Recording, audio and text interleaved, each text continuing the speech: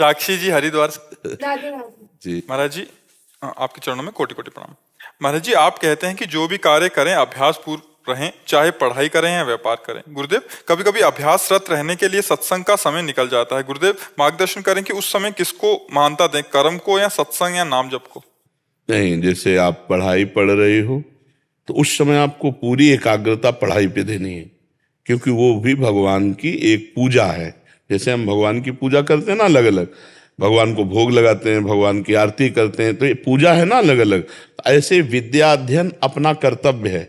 तो उस समय हम जब विद्या अध्ययन करने जा रहे हैं तो भगवान को नमस्कार करके पूरी एकाग्रता, अगर हम पूरी एकाग्रता नहीं देंगे तो उसमें हम असफल हो जाएंगे, हमारी पूजा असफल मानी जाएगी। हम जिस डिपार्टमेंट में जो कार्य कर रहे हो पूरी एकाग्रता से ईमानदारी से करें, बीच बीच में भगवान का स्मरण करते हैं।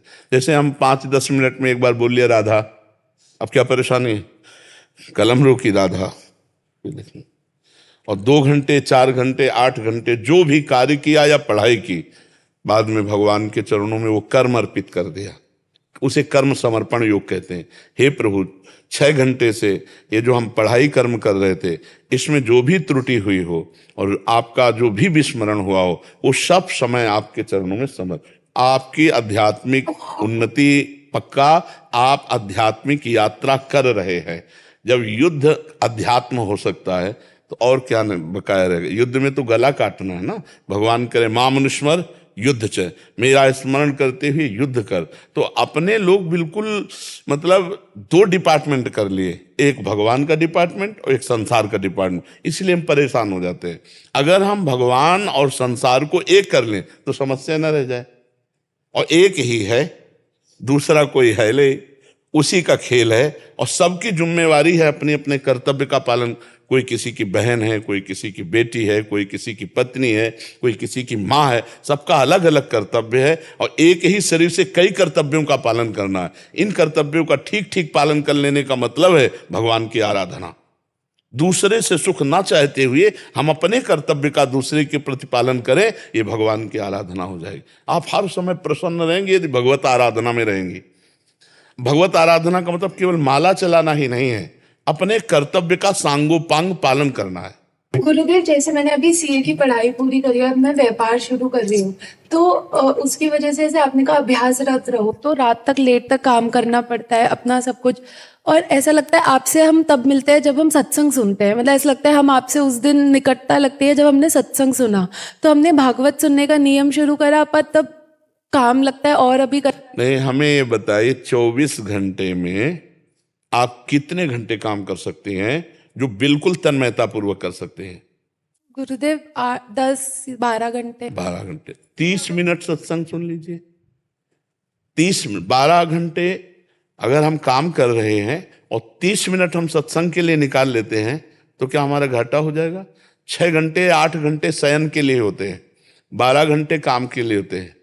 तो आपके पास कितने समय बचा? मान लो 6-8 घंटे आप सो लें गृहस्थी में, संसार में।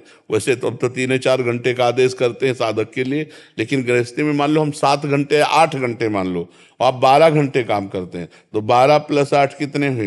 20। अभी तो 4 घंटे बचे ना।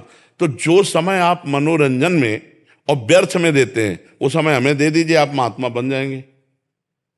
आप इस प्रश्न, हमारे प्रश्न का उत्तर दीजिए कि आप 12 घंटे काम कीजिए और वो 12 घंटे ठाकुर जी को समर्पित करने के लिए 1 मिनट लगता है, ठीक है? इसके बाद आप 8 घंटे सोइए और 8 घंटे सोने को भगवान को समर्पित कर दीजिए। 20 घंटे आपके इसमें गए, अब 4 घंटे बचे हैं। 4 घंटे में आप क्या करेंगे? जो आप कहेंगे। 4 घंटे भजन कर ले तो महात्मा हो जाए। हम ये कहते हैं जो आप व्यर्थ समय देते हैं उस समय को भगवान में लगा दीजिए। आप जैसे ये पेश कर सकते हैं कि हमारे पास समय नहीं सत्संग सुनने का या नाम जप करने का, तो हम उसका विभाजन करके बताते हैं। आप बचे 4 घंटे, तो 4 घंटे में 2-3 बार भोजन के, 2-3 बार भोजन के 1.5 घंटे हम छोड़ते हैं। आराम से भोजन पा लीजिए और बीच बीच में राधा राधा भोजन में तो कह ही सकते हैं, भगवान को अर्पित करके भोजन पा लीजिए। अब आपके पास कितना समय बचा? 2.5 घंटे। 2.5 घंटे आप उसमें 1 घंटा सत्संग सुन लीजिए और 1.5 घंटा नाम जप कर लीजिए।